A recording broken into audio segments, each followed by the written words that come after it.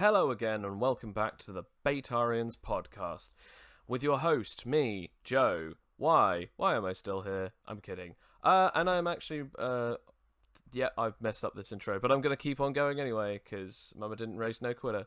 As we're brought back with our lovely Sam. Was that my cue? Ah, darn. And of course, Alex. Hi, I'm Alex. This is a mess already. Here we go. Always a good start. Always a good start. Funnily enough, this episode is actually going to be a little different than we usually tackle, because today we're going to be talking about power sources, or at least the power around power sources. I actually do have a little snippet here that I'd like to get up to actually explain what this means. If I could just find the quote, it would be a lot better. But yes, basically, to put it into terms, we were actually struggling for a long time exactly how we wanted to base this, because we wanted to do sort of a warlocky thing where we explain exactly how it works and all that stuff. But basically, it's called power source. The power to possess various abilities granted by a specific source or sources. Now, it can be different. It can be different ways. Like, for instance, the user can gain their abilities from different sources, either developing them from birth, or they can actually develop them over time. So either they're born with them, or they actually are. They actually have to gain them or find them. These abilities can evoke substances, traditionally energy, but they can be other things depending on how the power works, from an outside source towards the user and contain it. The user is not restricted to manipulating the raw power from within oneself. The person can also control the substance/energy within their surroundings. Now, some people usually explain that Zatanna can do this, as she has the ability of magic, mana, etc., etc., where she can manifest magic from herself. Some people would also say warlocks in D&D, because they actually have a patron, and they get that, and that's their source, like some outer being or a god, similar with clerics and paladins. But the main reason that we're actually going to talk about is the actual source itself, like the power to get power from a source, or even powers that exist from a source. The best way to explain this is actually a character that we have actually had in our games before, and we've actually got the art here. Phileas Soul, my brother's character, his ability was photonic empowerment, the ability to gain power from absorbing light. This meant that he could be attacked or hit by any particular light source-based attacks, and although depending on the situation he could still be damaged by them, he'd still be gaining power. He usually gained his power from the sun or large fluorescent lights, but in the dark he'd be entirely unable to absorb power, and eventually he'd run out, similar to Superman, where he has his own power source, and it, over time it just evaporates and that's it. And that's pretty much what I wanted to talk about today. Like, pretty much the whole power to do with power sources. We have stuff like speedsters in the DC comic universe, where Flash actually gains his power from the Speed Force, a pan-dimensional energy field that actually exists throughout time and space, where anyone who can tap into it can move at incredible speeds and even basically exist faster than anyone else, giving the illusion of slowing down time in their perspective. Now, I have just said a couple of examples, but I actually wanted to get into why it was chosen before I actually move on to everyone else real quick. The reason as to why I chose this one is because we were talking about power patronage for a long time, like, what about the ability to give people powers? And I think we'll tackle that next week, superpower manipulation, if not power gifting or granting.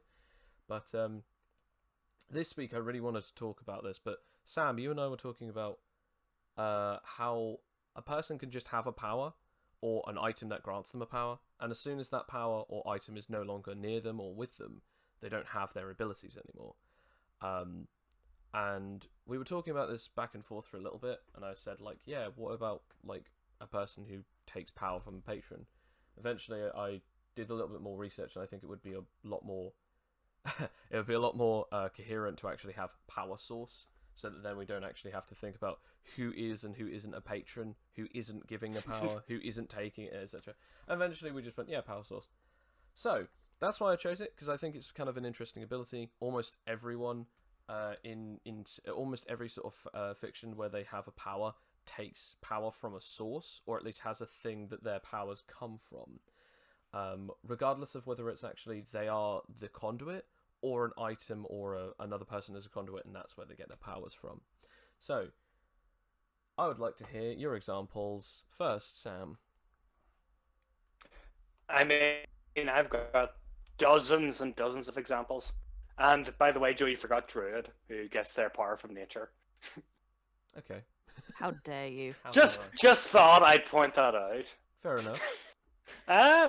Well, the one I was talking about earlier was Doctor Strange, who gets his powers from the Vishanti, in the comics at least.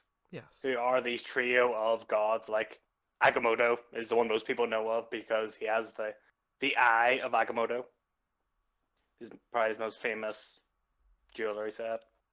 And in more recent years, I think I could possibly say this as, maybe, Captain Universe, for those who probably don't know what that is. Captain Universe is a kind of entity in the Marvel Universe that gives people the power to be Captain Universe randomly. I'd say that he isn't a power source. I'd say that he doesn't have the power of power source, but he is a power source. Yes. So that's more power granting than actually taking powers from something else. This is why we didn't do patrons. Yeah, because it's very difficult. It's very difficult to decide what is a patron and what's not a patron. Moves glasses up with a single finger. Actually. Is this because I said Druid? Actually, yeah, it is because. Could we, considering we're talking about the power source as opposed to a power patron, could I mention the spider totems then? Yes, because they are a thing that grants people powers. Yes, absolutely. Yes. And the Spider-Verse comics, I believe it is. Yes, it's now been made canon, even though it's more confusing than anything else. Is that pretty much every spider person in the Marvel Universe has gained their power from the set of gods. One, of course, being Anansi, who choose people throughout the cosmos to gain the powers of Spider-Man or Spider-Woman or Spider-Ham. Okay, indeed. I have a question about that one then. So with that particular one in place, power sources can either run out or they can dissipate. If the totems were destroyed, would they still have their powers, but they would be the last people to have them? Yes, because it does say that if they're pretty much if their blood is set on the web of life, that pretty much no more spider people can be made. Although there have been instances in the comics where they've pretty much given direct control of powers. Like there is one of them beings called like the Other, who in the comics gives Spider-Man extra powers and brought him back from the dead. You know what? I feel like if their abilities aren't coming from a finite source, or at least they don't have a finite thing, I think I'd actually have to consider that the totems are actually power granters, not actually power sources. The Other did kind of remove the powers, if I remember correctly, because he no longer has organic webbings in the comics, and he doesn't have the ability to shoot out kind of stingers from his hands anymore. But does he have any other spider abilities? He does still have his other spider abilities. Oh, yes.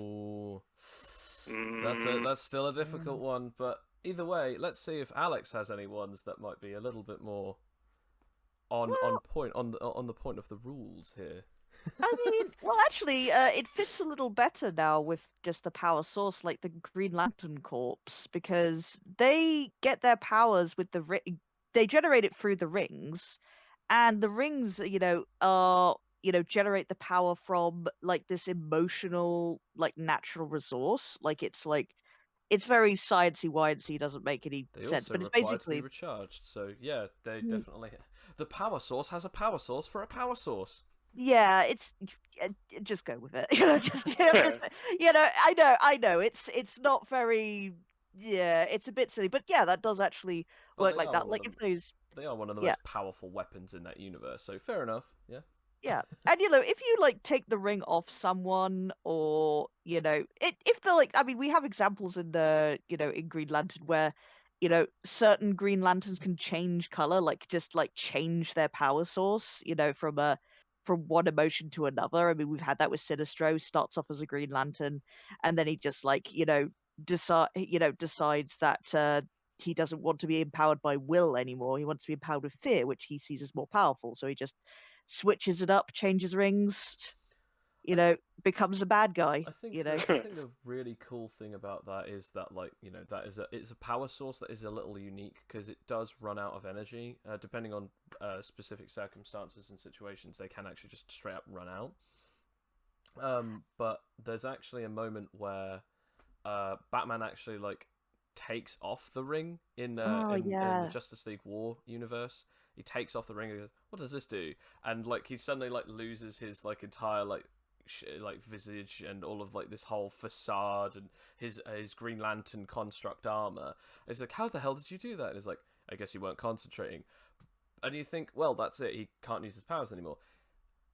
Users who are specifically chosen by the rings can still summon the rings to them. However, it's only if the ring is being worn by another person can actually be used by another person. But they actually have to be willingly concentrating the ring still on their finger. So the actual people who are chosen by it can easily just have it on them, and it's everything's fine and simple for them.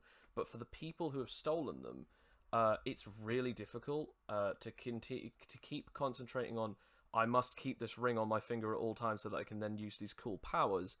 But with the people who are chosen by it, it's like, yeah, it's natural to have it on me, which fair enough also could create complacency where they just completely forget that it's on them, and they just think that the powers come from themselves.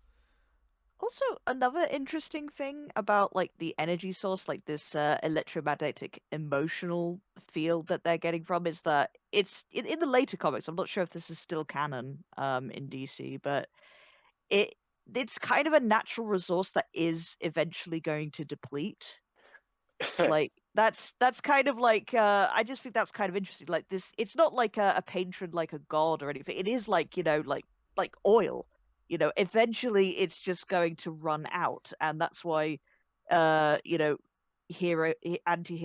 heroes, and villains emerge to say, hey, maybe we should stop using these rings because we're going to run out of power eventually, and it's going to throw the universe into chaos. You know what's weird about Heavy. this? You know who could tell us this? Alfie, and sadly he's not on this podcast today. Damn it! He would definitely have that help. He was summoned by the fear ring. He was. I feared it to happen, and it happened. I knew that was in the New 52. I don't think that's still part of it now that the DC Rebirth happened. I'm really hoping that's not, because that just kind of wasn't really an interesting story after a while, because yeah, sure, but I mean, then they still have to use their powers. It's the thing of it had a lot of potential. It's the thing of one of those things. Unless if they're going to do a story where it actually happens, it's not interesting to have that as a big hole. Also, let's be honest. How many hundreds of thousands of millions of years have they been using it or whatever? And it's that thing of what suddenly now it's the universe is in total chaos about it. It's that kind of, again, it's like the time travel and the spatial thing. Certain sources can be very MacGuffin-y, where it's it doesn't run out until I absolutely need it, and it's the opposite way of a MacGuffin, where it's just convenient not working, which I actually find really annoying. It's a heavy-handed climate change metaphor, basically. If they were going to do a climate change metaphor, they should have just done a climate change metaphor instead of trying to shoehorn it into something where it doesn't work. You're absolutely right, but I think every power has that. But what I was actually going to say, and I don't know if this is actually a question for everyone else's opinion. In the comments, leave comments if you've gotten this far. If you have, well done for you. But my question here is, what I actually, in my personal opinion, I really hate it when someone has a power source and it just so happens to run out at these particular moments just for the story to continue to go on. For instance, they have it with a lot of different things. He-Man. They have it with in Ben 10. They have it with Superman. They have it with a couple of other people, like especially in the Flash and the Speed Force. But there's many others, like in anime, in films, in animated series, and comics and cartoons and stuff like that, where someone will have a power and it's based off of a source, either a time limit, a certain amount of energy, and it just so happens to run out, so that the bad guy can either escape, or so that the bad guy can seem more powerful than, or even so that like this specific situation runs out. And it's that whole nullification storyline where eventually something you have will run out and that's it. And I don't know, personally I find that like it's fine the first one or two times, because it's like, oh yeah, a proof of concept. But I feel like unless if it's done a certain way, I personally find it a lazy way of expanding the drama. I don't know. What do you guys feel about that?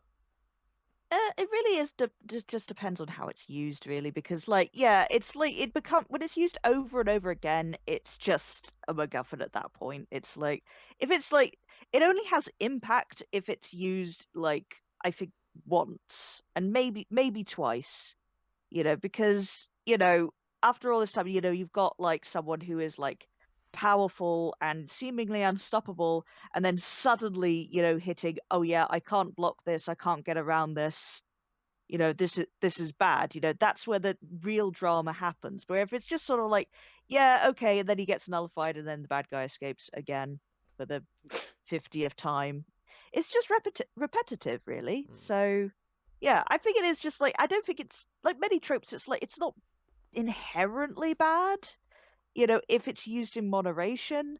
But it's like you said, it's like over and over. If it's used over and over again, it's like, oh, great, kryptonite. Ah, yeah, he had a special kryptonite, Speaking of necklace. kryptonite, Like, what's your yeah. opinion on this, Sam? I can hear you sort of riling up for this one. Go on. What do you think about it? It depends. It does depend.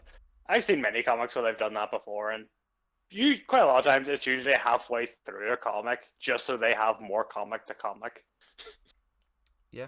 So that like he does, because usually it's like in the first half he's going to win, and then power nullification. Oh, now I'm going to flee for a bit. Then you'll fight me again for the next half of the comic. And yeah, it is quite a lot of time. It is lazy writing. But it can be quite used quite comically at times. Oh yeah, definitely. I mean, one of my favorite like in Ben 10. Oh yes, in Ben 10, yes. Or I know it isn't the power source, but the many times the web shooters always fail. I'd say by technicality, it is a source of how by technicality, a gadget or a finite source can be used in the exact same way as a power that has a finite source, because I feel like it's roughly the same trope. Like, oh man, are you ever going to run out of like these really powerful batarangs that keep exploding things, and then they run out at the exact moment that the final one would have been the perfect use of it? And it's always that there always needs to be the final one. There always needs to be the last minute, the last second, the last punch, the last blast, and they run out. Like, one of my favorite moments of that, Dragon Ball Z, because there's a moment where I think it's Goku is fighting. Someone, and he's in like the whole Super Saiyan 3 moment, and he's about to use this really powerful attack, and he just de-transforms, and all of his key reserves are gone. And it's that whole thing of, oh no, the hero lost his abilities because he's been overly using his powers and he's tired now. And it's like, that was good. That was a good use of it. But if they use that all the time, where they just de-transformed all the time, it would then become that whole thing of like, yeah, we're just expecting it at this point. Actually, I've got a good example of like, oh god, Go on, Sam. I was gonna say there are ways you could do it that would be repetitious, but nonetheless, it would explain why if you do it kind of beforehand. Like with the Ben 10 thing. Yeah, or the Ben 10. Or what I was going to say was, again, with the web shooters, there are many times where they've been destroyed. Like with the Green Golem Super Strength, they've grabbed his hand and then they've been destroyed. But the fight continues until he falls off the glider. At that point, that's when the villain goes away. So you can do it where like the powers are kind of being lowered, and the fight's going to either have to be end soon, or have to be like the hero's going to have to retreat for now. So our time we could do like the time limit idea, or you're gonna have to finish it really, really quickly, or else you'll fail. It's like, I definitely agree with that. Though. I definitely I agree. Anyway, I agree. I don't know if I like that. No, I actually really like that idea though, where if a power source actually has it, it can be done right. But I feel like if it hasn't actually been used too many times, like okay, the best one to actually explain. Spoiler alert for Flash TV series on the CW, by the way. I will just say this now, but there is an episode where, for a short period of time, again, spoiler alert, he loses his powers. His powers are taken away from him because someone is able to absorb electrical fields, and he's able to absorb the Speed Force from his body. At the end of the episode, suffice to say, he does actually get it back. But then in the second season, again, spoiler alert for season 2, he gets his powers taken by Zoom. He willingly gives them away, but they actually do confirm that they can be taken. And so he's there, no longer a speedster again. In season 3, he doesn't lose his powers. However, he loses his memories and he forgets how to use his powers. But then he gets his powers back, but doesn't remember how to use them properly. Then he has to remember, and then he remembers them, he can use them properly again. In season 4, his powers get swapped with his wife. And so his wife has his powers for an entire 2 days. Then in season 5, the villain is Cicada, whose ability is to nullify, negate, and take away powers temporarily. And in season 6, oh boy, the main thing of season 6 is he's losing his powers because the Speed Force is dead. Why does this keep happening to me? At this point, I feel like him losing his powers shouldn't be a revelation to him anymore. I feel like it should just be, okay, let's just get on with it. Because at this point, I feel like, fair enough, 90% of the time he does have his powers, but come on, the amount of times that he doesn't have his powers, it shouldn't be surprising to him anymore. It's yep, this is just another year of me. Here we go again. It's around about that time of the year where I have to have my powers stolen. Or my powers wane, or my powers aren't... It's not an interesting storyline is what I'm pointing out. Nullification can only go so far. Time limits and limitation, that's one of the reasons why I think power sources have that ability. If you're saying that the power source is an infinite dimension where your powers can keep drawing on it, but you can only use a finite amount of it at a time, and you actually have to train your physiology to get more power from it, don't have it where every single season there is someone who can take your powers or remove your powers or jimmy up your powers or swap them around or do something weird with them, because it's just the same thing over and over again. Whereas Ben 10 and Spider-Man, it's basically the status quo. It is... oh, they have a web shooter, or oh, they have a particular part of their powers that has a previously stated factor of how long or how often they can use this from the source. And that makes sense. I mean, if you want, there is a definite guy. Have you ever heard of Our Man? What's Our Man? Go on. Oh, he was a man who, I think he had a potion essentially that gave him super strength, but only for a singular hour. That's why it's called Our. I love how overly specific that is. That is... Yes. But imagine giving away your great weakness in your name. Yeah, I am powerful for an hour. I couldn't imagine that, Shazam. Yeah, but he has to say it. Yeah, but it is just that thing of oh, what's your name? Captain Marvel. Oh, shoot. I've now been... no, yeah. Captain Copyright's coming in. Oh, boy. Here come the copyright boys. By the way, we should say DC's Captain Marvel, not Marvel's Captain Marvel. Not to get you confused or anything. Yes, not to get anyone confused. I know I did just say Shazam. But yes, Captain Shazam. I mean, you know who I mean. But or my favourite one is actually Captain Thunderhead. Because the kid comes up with a name and it's yeah, Captain Thunderhead, and that's one of the names, or Captain Thunderbolt, or...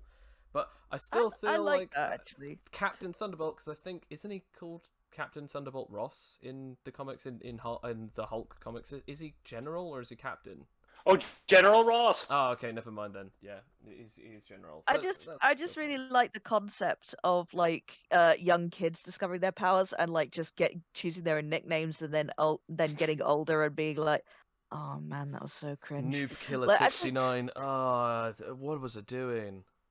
I mean, we kind of have that in our own games as well. Like, I did like that. The name of the universe, was Collidia, because it's like, oh, it's all of these universes are colliding together, and it's like, My well, we were all 14 when we came up Yes, with yeah, this. yeah. And my favorite thing is that in the universe that you're in, it's like, yeah, we were 14 at the time. It's now been like 14 years, and we're all like nearing 30, and we realize how stupid that was about like around about the time that we were 18. But we didn't change it because it stuck. We also didn't think that other universes were going to find out that what the name of our universe was called. That was a mistake. Well, So, they were 14, so yeah. don't forget.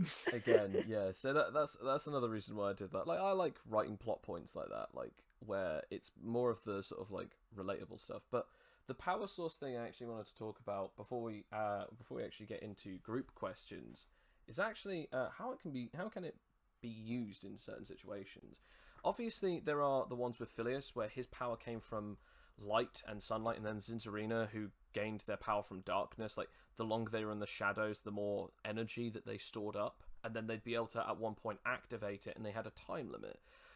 However, when nullified, their powers and their stockpile will just end. It kind of like the equivalent of if Ben 10 used his watch, and it's like, okay, you have 5 minutes to use this power. Someone then just went EMP, de-transforms him, and it's at the first 30 seconds of his transformation, so all of those 5 minutes are now gone and wasted. That's basically what would happen for Zinzarina and Phileas. Like, their stockpile was just emptied, and they'd have to refill it before they could power up again. Now, that kind of usage of nullification, I don't mind that, because nullification in that world is more specific, and it doesn't last over like, oh, by the way, this is a permanent change to all of your powers and you can't use this. But another reason as to why I think that this is a good way is how it can be used is Omegans in the system, they're based on meta powers. Like, their powers come from the multiverse, the non-existent void, the primordial elements, or even time itself. Like, but their abilities have been, as confirmed, they can draw upon a certain amount of power from themselves, but then the rest of their power comes from the outside source. For instance, time children can, the way that they stop time is they phase above time. Like, they literally heighten themselves or even just become intangible to that dimension, like the fourth dimension or the fifth dimension of time. Would you say that they clip out of reality like a video game temporarily? To some degree, yes. They still are part of the physical realm, but they're not part of the dimension of time. So it is basically clipping out of time, and existing still on the same plane, but being able to move around while things aren't moving in time and space. Which is why they can still be hurt by physical objects if they bash into them or touch them, if they are actually supposed to be painful or hurt them.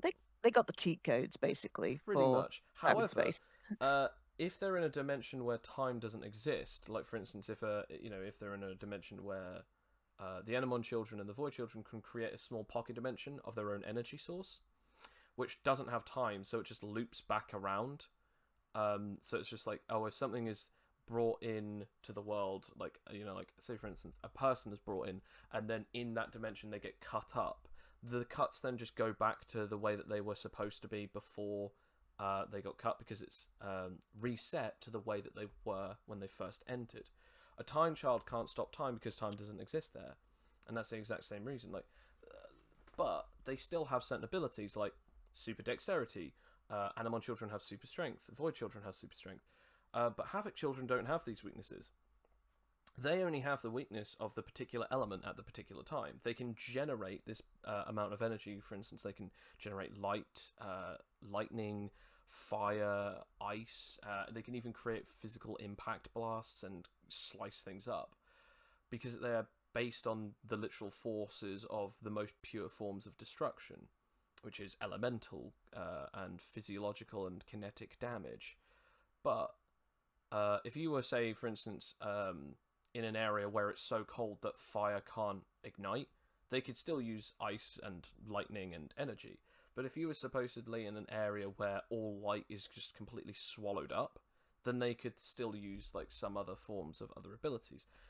It really depends on the situation that they're in. So it really just is that sort of like their source of power is based on what they can do. Now, obviously, you can use it like mana, where it's like a finite bar of points, and it's going down over time, and eventually, once you've run out of it, like spell slots, that's it. You no more magic, no more powers. But how else do you guys think that it can be used? Like any interesting ways that you guys have seen it be used?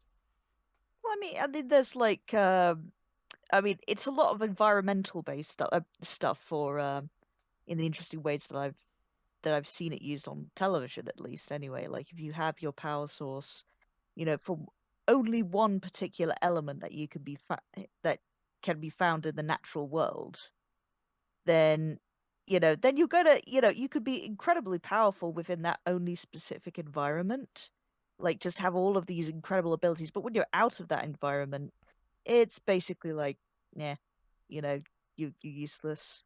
Yeah, well, not exactly useless, but that's a way of I was just thinking that that would be a way of getting around the whole nullification thing, is that you are nullified, by the own rules of your powers, rather than having like a special character come in and like nullify you. You like it is just you're playing within the rules of your own power set, the conditions that were set.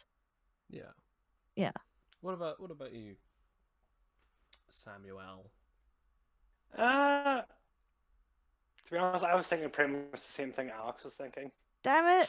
Wonder Twin Damn, powers sorry. have activated. Exactly. That is our superpower, the ability Yes. to have telepathy via computers. It's funny that we're not talking about like patronage powers and that, because me and Sam would be Uh, like that. We would be like, doing the fusion dance, I think, and That's actually another one where combining. your powers are actually another person. Like that's another way that it can be used. I mean, for instance, one of the most interesting ones is Aspen has the ability of biological manipulation. Now, their source of powers, they don't technically have a source, but they have a thing that their powers can only affect. But by technicality, you could say that Aspen is everyone else's source for extra power because Oh they my can use god, yes. Bio Boost. Yeah, that is such a good I mean, that's why we were so upset when we lost those special wings that we made, because we could literally, you'd have to have us activate them as well through our nature manipulation powers, because they couldn't get activated without our nature manipulation Yeah. powers. And then it would give people a bio boost, and that was dependent on our superpower level. Like, so you could get like a huge superpower level of bio boost. For those who don't know you know what Bio yeah. Boost is, basically it temporarily gave a person's physiological changes like either higher speeds, better physical defense, or higher strength. And Aspen was able to do this using their biological manipulation. However, Cosmos, another nature manipulator, eventually was able to make berry rings that could grow berries using Aspen's powers through blood transfusion. These rings would grow a berry. They could be plucked off and then eaten. Once eaten, they would temporarily gain a bio boost based on the specific boost of what was needed at the time. For instance, the berry could either give higher defense, strength, or speed. These rings, however, could only be regrown via the usage of another nature user. So, in other words, it would require Cosmos or it would require Aspen. So, again, by that technicality, through that small point, Aspen was a source of power in that exact category, because like it was their blood that gave this ability. It was Cosmos making this thing, but also it was Aspen's powers that granted the berry that ability. Upon consumption, that's how they get that ability. It was only temporary, but everyone knew that it was temporary in the first place anyway. So that so basically Aspen was, for a short period of time, in that one category, a source of power. Yeah, it was literally like they were gifts to their allies as well. It Yeah. was to their friends to like help protect them. So it is like, it is a patron. It's like, yeah, I am giving you this ability, but you'll have to have me to activate it. So it's, yeah, I didn't think of it like that. Yeah. Huh. Aspen contains multitudes. Aspen fits. The ma- Aspen Aspen fits. is like an onion. It has many layers. And they A stink. very up-to-date reference. You know what? I feel like if we were to do this, which we're not going to get into as to what characters, whose characters would be what fruit or food, but I'm not going to get into that right now. However, another question. Actually, I did think of one thing which Okay. could be used instead of nullification. The power actually, they're in an environment that actually kind of forces them to use their power, so to speak. Like an example I remember was an example I vaguely remember was in the Hulk cartoon. There was like space rays. It was made in the 60s or 80s, so of course it was space rays. Yep. That pretty much kept forcing him to change into the Hulk, and at very inopportune times. Not when he was angry, but just kind of forced him into a change. So that could be an idea for an interesting idea. Is that sometimes like their powers are kind of also kind of a curse, but I knew you they're were going to forced try and fit into use. the horse, like just basically shoehorn in the Hulk. I knew you were going to try I and mean, do it. but you could. Same thing for Superman. As gain maybe increase his strength, like with Blue Sun, I think it is, or is it yeah. Blue Sun, where his powers are dramatically increased, and yet he might not recognize them immediately, and he'll just what he thinks is a light punch, but immediately eviscerate someone. Yeah, absolutely. I mean, You know what I mean? that's actually a really cool concept where a person actually may not know that they're supercharged. Like, for instance, something like that does happen to someone at some point in the Flash series. Again, watch it, but I will just say this: that is a spoiler, but I'm not going to say what episode or series. So good luck. Or also who it is that is affected by that. But there are things like that in DC, Marvel, in anime. Actually, I was actually going to say in anime there are people who are forcibly using their powers at specific points to basically either an environment or a situation where they have to use their powers at the max capabilities to either survive or it's something that's constantly charging their powers and therefore their powers are constantly active. Like there is an anime called My Hero Academia, and there's a moment where this one guy has this ability, but his body is damaging itself whenever he uses it too much of the power at once. Now, it's not exactly necessarily a power source, but then someone has the ability to rewind people. But the problem is that it rewinds biological time, and if it works too quickly, a person could literally just be unexisted all the way down to either a fetus or just nothing. And because of that, this guy has to use his powers at 100% all the time, and his body is hurting and tearing itself apart. But her abilities are rewinding him, so he can just keep attacking at 100% of the power, and it is just tearing up his body, and it just keeps going and going and going because it's as long as I don't kill the opponent, and as long as I keep using these maxed out attacks and just doing ridiculous amounts of bodily functions, my body is going to tear itself apart, but I'm being rewound at the exact same speed. I really enjoyed that concept. It's not technically a power source, but it is that whole concept of the user is in an environment where their power is required. If not, the actual environment is the source, but overburned, like as you said with the Blue Sun.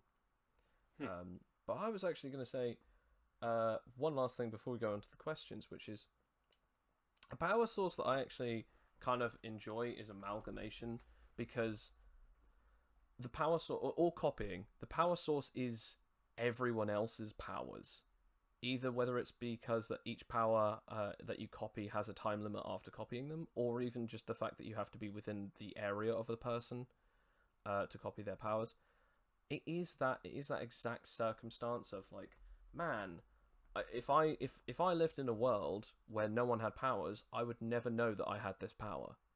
Copying and amalgam is completely useless without the usage of other people who have powers that you can copy. So I think that's a pretty cool one. A power that literally the source is other people's power.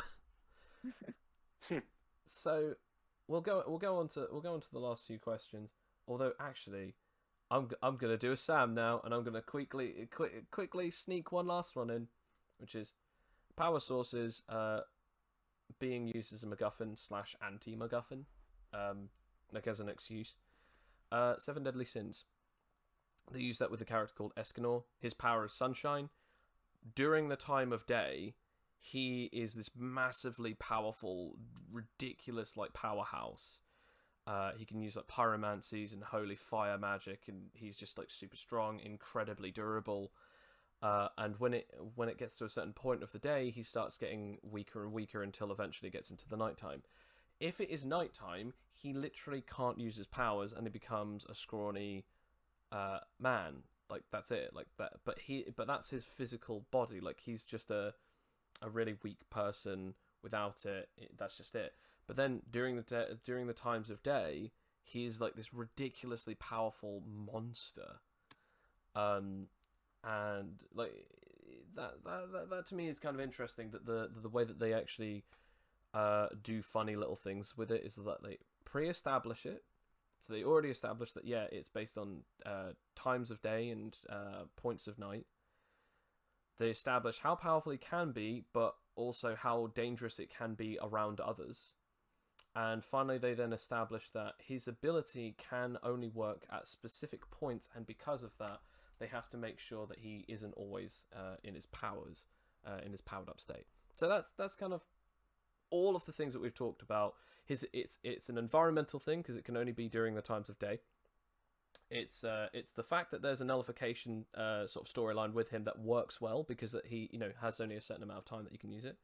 And finally, there is just the fact that it does show the best of all of those worlds of power and yet interesting character. So I quite like that character. I quite like that one. That's probably my favorite example of all of the power sources. I'm gonna have to mention the really funny one, the failed supervillain who has a particular power source. Oh, go on. Captain Cocaine. Puffin Forest, is that? No, it's like I think it's called something like what's it, like Snowblaze or Snowflame! Snowflame, that's it. Snowflame. Snowflame! Yeah. I love that guy. It's yeah. I mean, it's so goofy. I know it's supposed to be like the dangers of drugs and stuff, but it is kind. I'm sorry, it is unintentionally awesome where you have a really kind of dangerous drug and you take this drug and you literally become a flame and gain superpowers. I want to point out that does not happen in real life. We do not condone drugs on this podcast. Yeah, do not set yourself on fire, kids, while taking cocaine. This should be. I mean, this should be obvious. Don't do cocaine. I mean, don't set yourself on fire, but don't do drugs. But do yell Snowflame. Yes, definitely yell Snowflame. Snowflame! No one's a victim there. I mean, it's just so I know it's just such a silly idea, but it's like it got me thinking a little bit. If we're going on to like the questions and stuff, like what would be like the most obscure sort of power? Like what if you were empowered by a really rare mineral or something that was just obscure, like, oh yeah, I can only gain superpowers with unobtainium. So is your question, what super obscure power sources can we think of, or how would you cope with not having power sources? Both, I guess. Like, would that be a more MacGuffin thing too? Like, would there be just no story if it was an obscure? I guess it would be mineral? either that, or it would be like the super MacGuffin character, where it's like they're not the protagonist, or even they are the protagonist. It's like, yeah, I don't have powers, but I want to help people. They suddenly touch this random small gem, and it's like, I have the power to be the most overpowered being in the universe, and then it's just that moment where it's like, and then it powers down, the material is gone, and it's like, wow, that was really powerful. Like, no one else has ever come close to that. Too bad that material that you found is, like, super rare and no one else has it in this entire country. Oh, great. Well, I guess I'm back to We Call Me. I guess you could do that kind of comedy thing where they only can use their power once, either by accident or it's, like, the thing that they use at the end, and it's just this whole thing of, yeah, they finally are able to, like, go completely ham wild, and they're, like, the only person who can match up against the final villain sort of thing. Like, I guess you could do that. Like, that would be kind of interesting. I don't know. What do you think, Sam? with super rare material source. To be honest, there was a character I immediately thought of was in I can't remember. I think it was like Eternal Evil or it was something evil. It was a comic book series in the DC universe where the evil characters became the good characters. Essentially, had to save the world because the Ultraman of that universe, he had to have kryptonite. He got his powers from kryptonite. So pretty much, he'd have to break up the kryptonite, and almost like Snowflame, he would sniff the kryptonite, and he got drained by the sun. So majority of the comic, with him at least, was trying to get his version of Firestorm to be able to create kryptonite, like the Firestorm of the DC universe. But whenever you did see him not in that state, he'd be flying around really quickly, stealing kryptonite from people.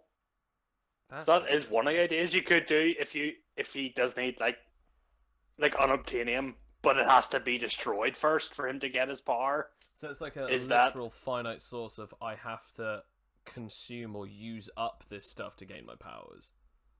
Yeah.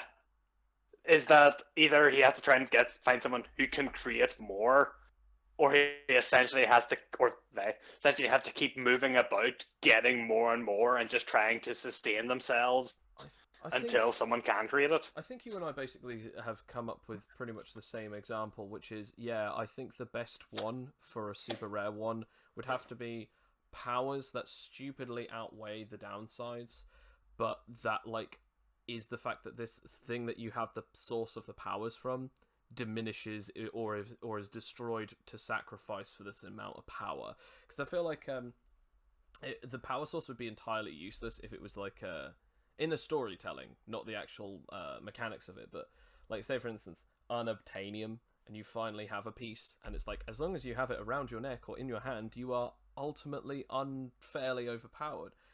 Okay, I'm just never letting go of this rock now because I basically am like a demigod. So I guess. So that's an answer to that question. Like the downside of that is that all of your enemies would be trying to Thanos you at every single time, and just get that rock off you and then just wail on you for the duration. I can't imagine anyone with any kind of powers like that. I mean, definitely don't have any powers like that. Anyway, moving on. But there have been ways you could beat around that, like Captain Britain, for instance. He gains his power from, I believe, a gemstone that he has to wear. I vaguely remember he has a necklace, I think. It was something like that. And I can't remember, I think it's vaguely kind of like Doctor Strange, that he has like a charm around it that people can't take it from him. Yes, he does. Like, remember in like the movie? I can't remember, actually. I haven't read Captain Britain in a long time. The last time I did, he was fighting aliens under the sea. Although there is another one, which of course we have failed to mention. Dr. Fate. His power source comes from the helmet, however, it entirely takes over the thing. However, the helmet is only so powerful without a wearer. And I kind of like that. I think that's a really cool concept. Although my favourite situation with all of that is... there's a really good one to explain it. I'm blanking here, so I'm. You're not thinking of the Spectre, are you? No. You know what's weird? I actually don't think I am, but I might be. So. The Spectre is essentially the one that is the right hand of God, that gains his power from God and is pretty much all powerful. I guess you could say that. I know who you're talking about. The person who's in the green cloak and the white eyes, and it's like they're in the Infinite Crisis on Infinite Earths comic. That was originally he was white, like he wore a white cloak. Now that's the Hal Jordan Spectre. Okay. That's why he wears the green cloak now. I guess this is now going to sort of like out me, but I actually don't like Hal Jordan. I think he's incredibly unfairly overpowered, and he's not an interesting character. I agree with you, actually. Kyle Rayner for life, boy. I mean, Hal Jordan's like okay, another one. Hal Jordan's only really good as a hero to villain story. I think that's the only one where I was like going into it saying, "Oh, that's actually kind of cool." But as just regular Hal Jordan, it's a bit meh. Actually, However, my favorite appearance of Hal Jordan was the one episode. It was like future past of like once and future thing in Justice League, where oh, what do you call the other Green Lantern? Yeah, John Stewart, I think, is it? John Stewart Yeah. got momentarily displaced by Hal Jordan, Yeah. and that was like, my favorite moment is that was like they're going around and all of a sudden it glitches and it's suddenly like John Stewart is now Hal Jordan. He goes, "Hi, Hal Jordan. I've already been up to date. Let's go." And it's like, okay, cool. John Stewart is probably my favorite because John Stewart is my. Wally West and John Stewart are the sort of like, because I watched the Justice League animated series when I grew up. Those were my Flashes and Green Lanterns. Now growing up and knowing that Hal Jordan is basically the basic insert Green Lantern guy here. I actually really don't like Hal Jordan. I know that he's supposedly the most, he actually is the most powerful Green Lantern, which boo, I don't like. I actually like John Stewart. He's probably my favourite until I read the Carl Renner story. And then Wally West was my favourite up until I watched and read most of the stuff to do with the more recent DC Rebirth stuff to do with Barry Allen. And I do still like Wally West, but I think that he's more of an interesting character on his own, not to be the Flash. I don't mind him being Kid Flash. I actually kind of like the idea of him actually eventually maybe getting his own name, like his own type or title, because he's always known as Kid Flash until Flash is gone and then he becomes the Flash. I would actually like it that he gets and makes his own mantle. But who knows? I guess we can always dream. So, Sam, do you have any questions for the group on this subject? trying to think of a really good question now, because I was going to say my favorite is definitely Alan Scott. Alan Scott. Going against the norm. Yeah, I just love his kind of goofy cape costume. I love that. Yes, the Golden original Age. Green Lantern. I like how none of us Yeah. are going to talk about the other one, but that's mostly because I can't remember his name. Who eventually? Wait, I think he eventually becomes like the living embodiment, of it. I can't remember. Anyway, Comics Oh, are wait. weird and confusing. Comics are weird. are you talking about the ginger one? no, maybe The one that became also Yellow Lantern? That was very not up, wasn't with very egotistical. No. I thought I knew what you were talking about, and I realized no, that's not him. It doesn't matter. Guy Gardner. Guy Gardner. There we go. Yes, Yeah. the one everyone loves to hate. I actually don't hate him. I just don't like him. Anyway, Exactly. I have a question for you guys. Then here's my question. As a power source, you have all of these different abilities. Would you prefer a power based on a time limit, or a power based on a specific source that you have, or a power source based on an item? That's a difficult one. Well, I don't like time limits because my rule. My roll limit. So I mean, I'm you terrible. suck at math anyway, so. I'm terrible. Yeah. So yeah. If it were actually me, having a time limit power would be terrible because my dyslexia would just kick in and I'd be like, "Oh, I can no longer fly. Goodbye, world." Yeah. And Although, what a way to go! How did Alex die? They flew too long. have that on my tombstone. They flew too long. Oh, Aspen. Alex died 2020. Couldn't count. Wow. So I would. it's out of the way. Yeah, Tarot's out of the way. That's gone. I do like because I do like items and legacy weapons and stuff. Because they're just so cool. But then again, if I get I don't know, because it would be kind of cool. Because if I could have it like based on an element, like if it was like empowered by, I don't know, sand or something, or water or whatever. Like I'd just be in water all of the time, So I'd be like, yeah, you're not getting me out of here. I'm gonna be all powerful in this pool that I've made. Like, but then again, I would like a cool item because I do love cool items. So I'm gonna go with cool item that I have to carry around with me. Okay. Yeah, because Okay. I like pretty things. I'll come up with something extra for the second part of this question. But Sam, what about you? Time limit? I mean, do you even have to ask? 100% item. Because Really? items not only can they give you powers, they can also look really cool. Again, like the Eye of Agamotto, I'm actually really surprised on that one with you, Sam. the Wand of Watum. Because Cover, his main thing was obviously he gained powers from other people, and he had a time limit and everything like that. I actually. But he had a cape. Oh, forgive me then. Never mind. Yes. Okay, or like again, like Doctor Strange, his cape. Although, actually, then again, I was actually going to say, you've actually now done one of every single type. Because you've done Zinzarina, who is powered by the darkness, but again, when she empowered herself, she had a time limit on that. You had Cover, who had copying, who could favourite one copying, and that would be like permanent until he chose another one. But all of the other copyings had all the other copied powers had time limits. And then I completely forgot, of course, you'd go for items, because Ned Zed, the Jester Mime, with his magical gloves that were empowered with the power of mime. Forgot about him. How could I forget about Ned Zed? The greatest power of all.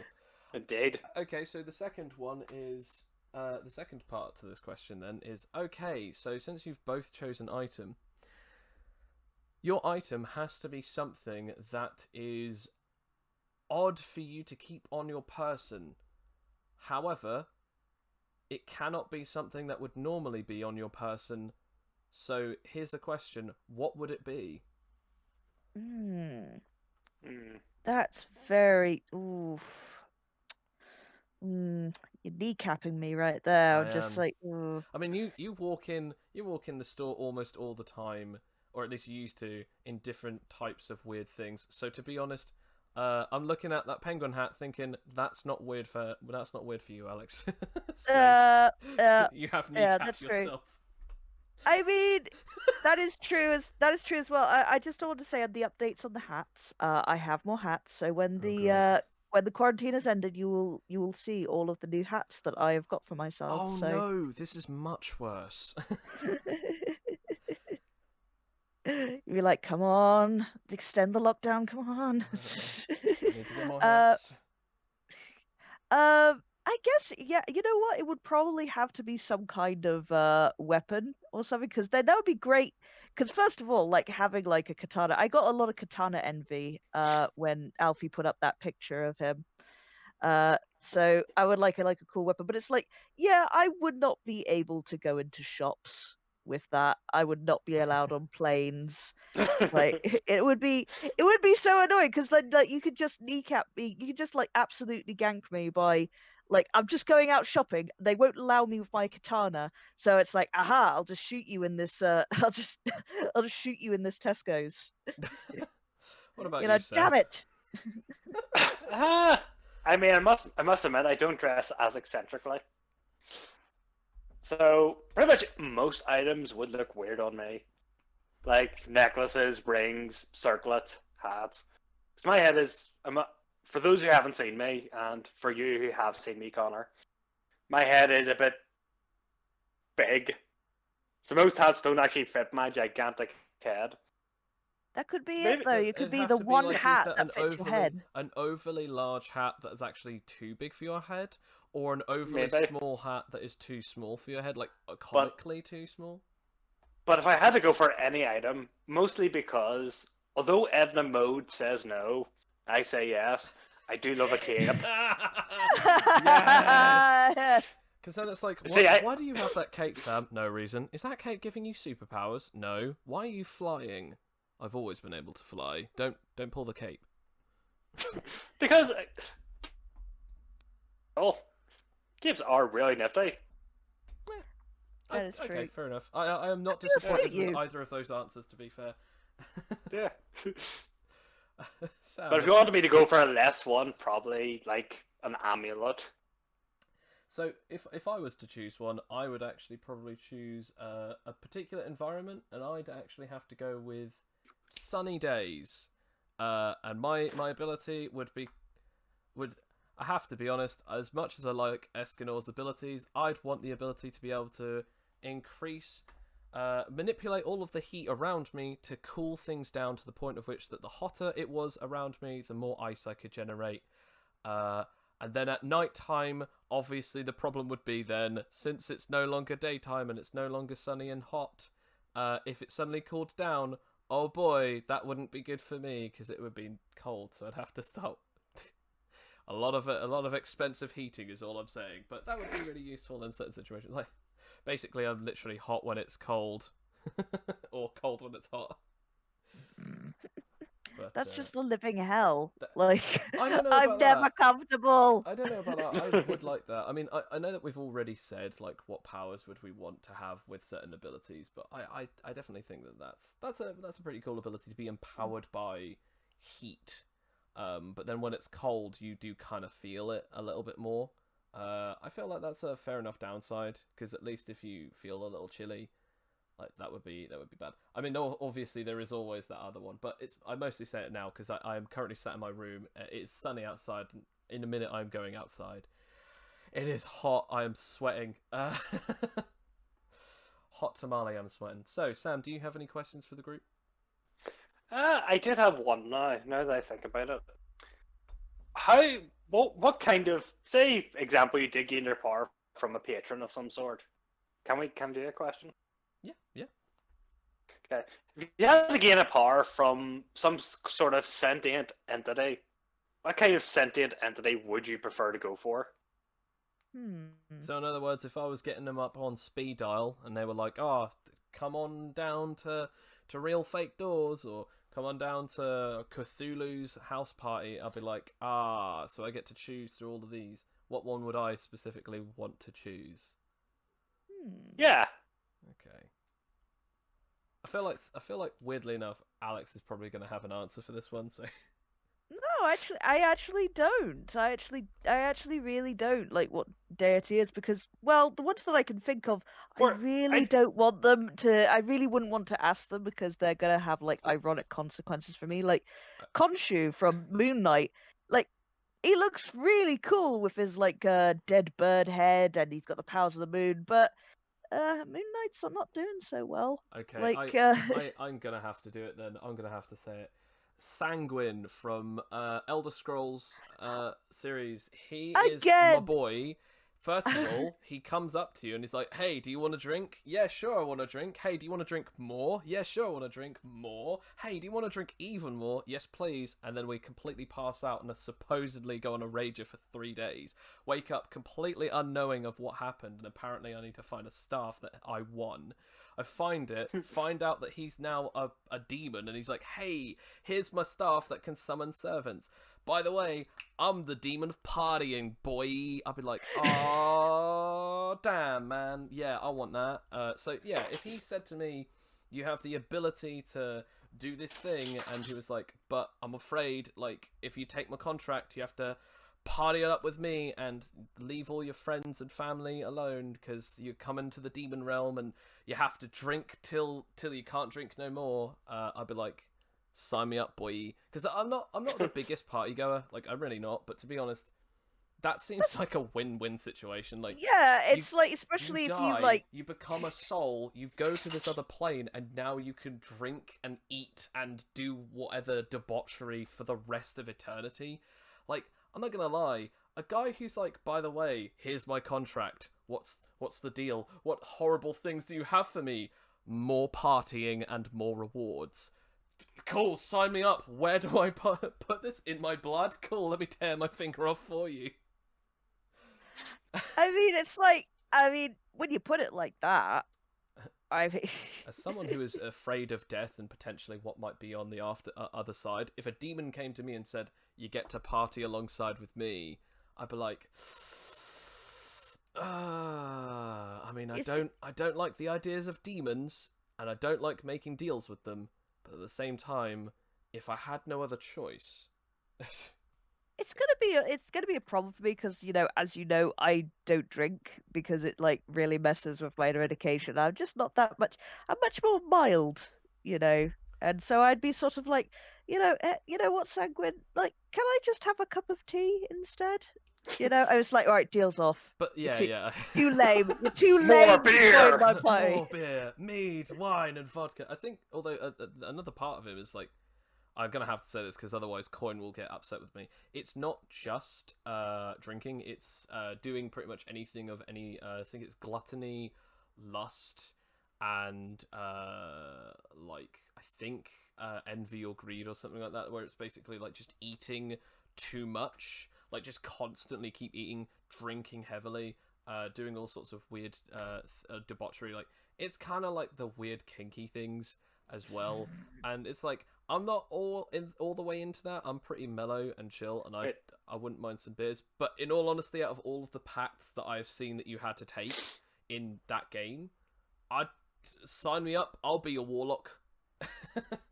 Yeah, I don't understand, like, why more people aren't down for Sanguine, really, because, like, you've got, like, freaking gods who are like, yeah, you can, yeah, join me and I'll kill you. It's the And I was like, most okay, what's the human one. upside?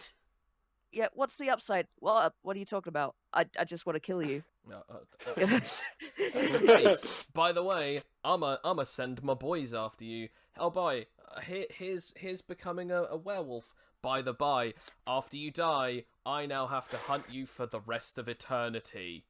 It's like, can I not have the horrible damnation, please? Can I just party it over there? Also, I want to point out they come to you as these horrible, monstrous beings. This guy comes to you as a humanoid being who's just sitting there like, yeah, I'm just having a nice mug of ale. Hey, friend, do you want to drink this nice bottle of mead with me? What? Yeah, yeah, I do, man. That's pretty cool. I'm not gonna lie. If someone sat next to me and had this massive bottle of wine and said, I just really want to have a drink. Do you want to have a drink with me? I'll be like, yeah, pour one out. What about that giant eye creature that's in the Hermaeus game as Mora. well? Hermaeus Mora. What Oh. if Hermaeus Mora offered you a bit? Would it just be would the deal still be on? It's like, I'm gonna After the way that I've can seen drive how he you from- treats his people, probably not. Yeah. See, it's a personality thing. It's a personality thing, not a looks thing. It's not just the looks thing, absolutely. I mean, Hermaeus Mora is nice, and knowledge is good, but I've seen how he treats his servants, or should I say his knowledge slaves. Nah, I'm not into that, man. Like, nah. Yeah, always treat your interns right. That's the Exactly. moral of the story. Go on, Sam, what were you going to say? I was going to say, it could... Sanguine could be like the Cenobites, maybe, with lust, in that their kind of sexual desire is beyond our comprehension and is actually very painful to people. That's That potentially true. And Absolutely. also, from what I've heard of cults, particularly, I will quote the Oxventure group, Prudence, join Cthulhu and he'll kill you last. Well, It's that's a good still way pretty to join good a deal. cult. That's fair Yep, enough. he'll kill you last. Although I will say And one last ending to this particular thing for patrons. It would have to be a being that has a decent amount of humanity in its personality. Like, again, this whole I am above you and more beyond your comprehension than you can possibly even desire to think of. And it's like, wow, that's a lot of ways of saying that I'm really small and insignificant. Nah, I'm good. I'll just be heading out. Whereas if they said, by the way, I know that you're having a lot of tough times with your depression and life is just seemingly like just all for nothing, and you're right, existence is pain, but you know what you could do? Join up with us at equilibriums.net, and you'll be able to suddenly have the new powers that you've always wanted to desire for. What's the catch, I hear you say? Just pay us 2 whole bars of platinum at this altar, and you're done. Oh, that's too realistic. That's the problem. That's That like is actual indoctrination. Like, here, have some tea and biscuits. This tea tastes a little All funny. I'm saying is, if you want to give me powers, make sure that you're upfront about the prices. Like, if you're gonna say, by the way, if you don't do this thing, then we have to torture you because, it's all of the things at corporate that they have to do it. It's part of part of the contracts. I'm sorry. I know, gross, but we have to do it. Like, I'll be like, okay, I understand. You're just doing your job, and you know, if you're into that, and that's how you guys pay for your things with entire damnation. Yeah, I'll do this. I don't want to do that, and I see that you don't want to do that either. But if it's like, haha, shifty deals, and I'm not going to tell you what the consequences are. Nah, I'm good. I did say, by the way, sentient entities. There are other patrons besides the divine, because Yeah, that just our Yes. mind went straight to that. Can you I know. have because Aspen? Yeah. I was actually gonna say there is for those who've played like Werewolf and Vampire the Masquerade, there is another one. I can't remember the exact name right now, Shadow of the Demon but Lord. essentially, no, it's set in that universe, in that cosmology, where pretty much whenever you die, your soul can be like on the moment of death, your soul can be linked with another, and pretty much like a ghost essentially, and you just kind of merge into one being, and you then have power. Like the ghost essentially grants you kind of like Danny Phantom almost, except without the ability to change. But like you can see ghosts, and you can also manipulate. You do have like powers, I'd say if it but was they also talk to you. I'd say if it was an entity, not necessarily divine, or someone actually said, by the way, I can give you this ability or this power, I think it would have to be probably All for One from My Hero Academia, because he gives people powers if you serve him and do the things that he wants, or at least owe him a favor. And I'm not going to lie, that's pretty cool. Like, yeah, I'd like a superpower, and then, sure, tell me what you want me to do, and I'll do it for you. And it's like, yeah, cool. I mean, if it's like, yeah, kill this family, I'm like, I'd probably have to ask for the stuff up front rather than a favor, just like a random favor here, there, and everywhere. It's like, I'll tell you what, I'll take a power, but what would you want me to do? And then just be like, yeah, I can keep the power. And then be like, hey, you want to hear the good word? Well, go on over to this guy. He's called All for One. He can give you powers, or take away the ones that are like considered a curse to you. Because in the world of My Hero Academia, some people actually have horrifying quirks that actually are more detriment to their health. Like, there's this one guy who's got like this spines quirk, where he's got like loads of like spikes coming out of his body, but you can't control it, and like some of them are like cracking out of his teeth and his skull and his eyes, and he's just like, I'm in constant pain, and he just takes the power away from him, and all of the spines are gone, and he gives it to someone else, and because that he can give it to someone else and slightly rearrange it, this other guy has this ability to just protrude them out of his arms, and only his arms. And it's like, both of them are like, thanks, man, I'll now do anything, because that I'm no longer in a life of pain, or, oh, thanks, I'm no longer a quirkless loser. And it's like, yeah, now I want to give you, do you a favor, or be under your servitude, sort of thing. Like, I understand that, because he's helping people, but he is then doing something evil behind it, and I kind of, in that form of humanity, I'm not saying that I like the idea of doing evil things, but I would say that, like, I understand that level of humanity of, I have family members and friends who are afflicted by either mental or physical health problems, and I feel like, imagine if that was linked to a power, and it's almost supernatural, and there's no way of doing it. Like, for instance, like, with Deadpool, like, the cancer is spread all over his body, and his healing factor just keeps him alive, so it's not like he's cured, it's that the cancer is his body, and he's like a living sort of cancer. I mean, that's a cool power, but in the real world that wouldn't actually happen, unless if the government's hiding something that we don't know about. But like, that's exactly my point. Like, imagine an ability where it's like, yeah, I have the ability of a healing factor, I'm immortal, but the problem is that the healing factor is based on these cancer cells, and now I'm a living cancer, and every part of my body hurts, and I've got like lung and brain and eye and all these other cancers, and because of that, my body's in constant pain, and I can't breathe easily, and my eyes don't work as much as they used to, and all this stuff. And then take the quirk away, no more of that, because the healing power is based on that cancer, but then you can give it to someone else, and it's like, oh, I don't care about the pain, I want immortality, yay! And you know, some people might have a sadism level of like, you know, like, I kind of want this pain all the time, sort of thing. I wanna feel it. I want to feel. It's the sort of the X-Men dilemma that they had, where like it was like in the final of the original trilogy, where they were having a conversation with Rogue and Storm, and say like you shouldn't have to hide, you shouldn't have to feel to take your powers away. But like as people point out, and as Rogue points out, it's like, well, your power is controlling the weather. My power is if I touch someone, I could kill them. I haven't had a hug since my powers activated. That's the cost of removing it, is far more beneficial than not removing it. So What's interesting about this though, Sam? You have actually brought us probably the best question, because it is that question of, if someone could give you a power, like if they were the source of your power, if they were the giver of your power, who would it be? I think I can answer for us all, which is, if it was an entity, it'd have to have some level of rewards and sort of like homework level of system. Like, we have to do this, otherwise, fair enough, we are justifiably punished. But I think we'd all agree it'd have to be someone with a level of humanity where they are technically giving or taking away these things to help a person, but then it's kind of like payment.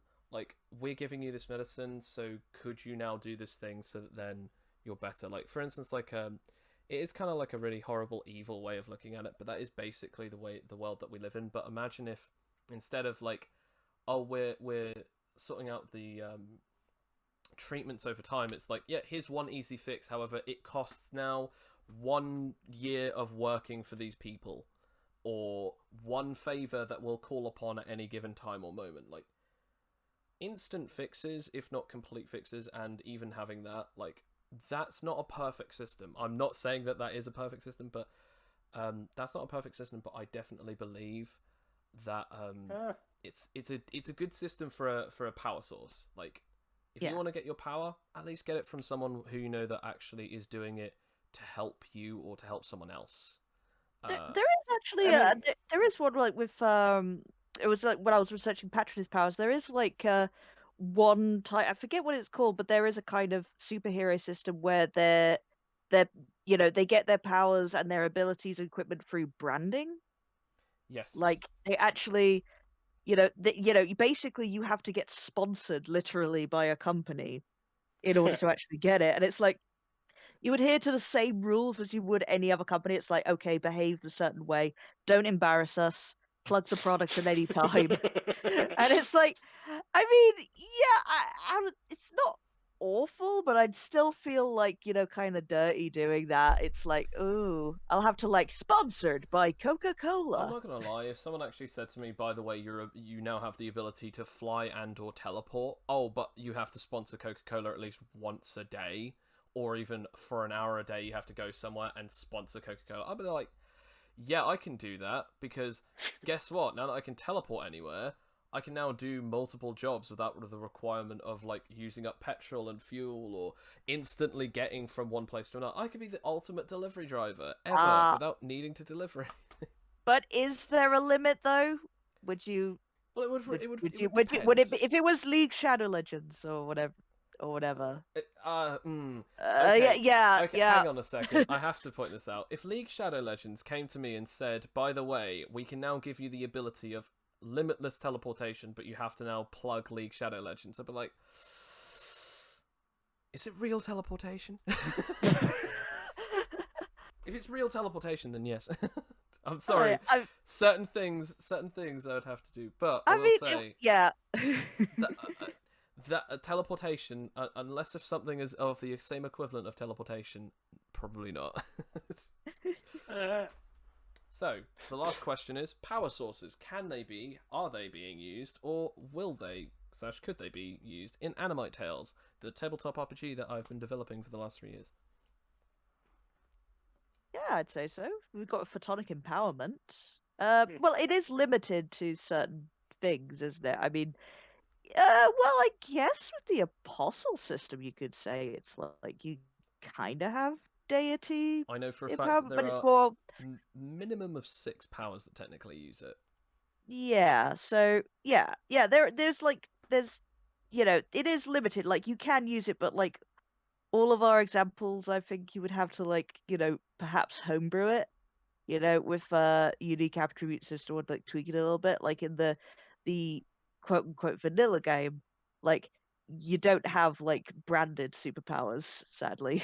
Well, actually, no. Although, to be fair, you could obviously just say, like, oh, my powers come from this source rather than the original stated source. But I was actually Oh going to yeah. say the 6 powers that we actually do have is the category, the entire 4 power category that there is for Phileas's ones, which is stockpile empowerments. Because the source of power is the amount of energy that you draw upon within the specific thing, like photonic, kinetic, literally just absorbing all types of energy. And then the last one is just like emotional, which is like, rage empowerment, like a build up of adrenaline and then suddenly bursting out with this powerful augmentational energy. Those 4, but I will say 3 people have used this character and 3 people are still currently using this type of character, this type of power at the moment, which requires a power source to be able to use any of its, if not almost all of its abilities. Oh. And I wonder if Sam, because you are one of those players who plays as a character who uses that, can guess what it is. Is it copying or amalgamation? No. Although that is one of those are the other 2, so technically that's a minimum of 7. Is it biokinesis? It is not. It's actually catalyst physiology. Oh, Oh, of course, of yeah. course. Because copying and amalgam require the power source of other people's abilities or powers. Stockpile abilities require to build up a power and then have a time limit based on the amount of stockpile they've absorbed. However, catalyst physiology is the power of literally a superpower specifically designed based off of the user has the ability to generate a small energy signature that's unlike any others that allows them to actually activate single stones or legendary blood transfused items. Basically, in our system, a superhuman can actually die and have their powers and their blood taken and placed on a gem of animite, turning into a single stone. This single stone can then be harnessed by catalyst users or even people who actually have some kind of like device to activate the stones and use them kind of like almost like magical gems or items. This means that a catalyst can actually activate any and all single stones from stolen and dead superhumans, but that's their only ability. Their power comes from literally other items and sources, and because of that, their main source of power is single stones and animite stones. And because of that, they are the ones that are currently most commonly being used at the moment because Siobhan's using one, Bill's using one, and Sam, you are currently using one as well.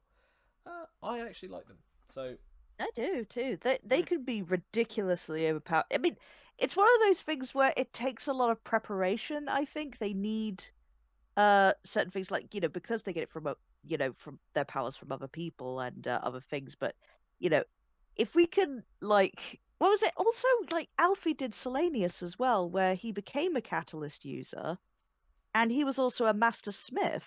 yes, So he managed to make so many different weapons, with powers and with, and was able to, enhance all of them and use all of them at once. He became pretty much unstoppable, oh, or was on his absolutely. way to being unstoppable. Like, but again, it's through his skills that made him unstoppable, It's not similar to just his the power. artificer. Your magic bases itself more on items and objects, and with that, that's pretty much the whole concept of power sources. A person can have a power source, or a person can infinitely boost up their power source, especially if they're a blacksmith and their item is a hammer or a weapon of some sort, or their magical item is, or their item is like a super strength amulet. Whilst they're wearing it, they gain super strength. But they work out and increase their physical strength without the power, without the amulet, so that then maybe when they wear it again, they actually gain more strength. It really depends on how much you either want to min-max or build up yourself. And in Animite Tales, there are many different possibilities for that, especially with catalyst physiology, because it is basically the artificer slash magic sort of class in the terms of powers, because you can literally just make that character be a user of multiple powers, whilst holding these stones, and technically I guess you could put them in a staff or a gauntlet and be like, aha, I'm a wizard, or aha, I am basically the Infinity Gauntlet wielder. Like, I can either be Thanos or anyone else who ever wielded it in the entire Marvel comic series, which is pretty much almost everyone. But yeah, so that's pretty much power sources. Thanks again for joining us. Thanks again to my patrons for joining us this week. This was Power Sources. I actually had quite a lot of fun doing some stuff for this, writing up some notes on this. Did you guys enjoy this subject? I did, yeah. I mean, I didn't think I'd have anything to talk about, but we did, clearly. I did, except for one small itsy bitsy thing. Okay. I could not find a way to make the Greek gods a reference in this. Don't they have Oh, champions no. that they empower? Not really. None that I can see. Most of the people that are empowered by them are like birthed somewhat with it by them. Usually Zeus. Are any of them? Do any of Actually, them... Achilles.